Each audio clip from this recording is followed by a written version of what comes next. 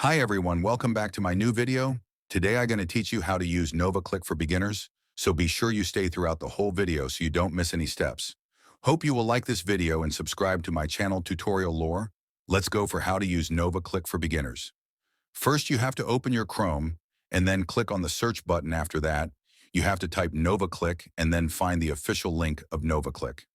The first thing you should know is that NovaClick is not an application.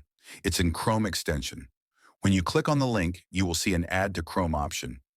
You have to click on this, and this will be Add in your Chrome browser. The main features of NovaClick: buy, snipe, and sell tokens on Solana using NovaClick. This Nova supports the Photos and the BullX application. You can buy and sell the stocks in one click. So this all in today's video. Hope you must have understood that how to use Nova. Click for beginners. There's no easier way than this. If you still don't understand anything, then you can comment.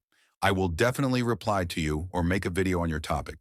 Hit the like button and press the subscribe, drop a comment. Thanks.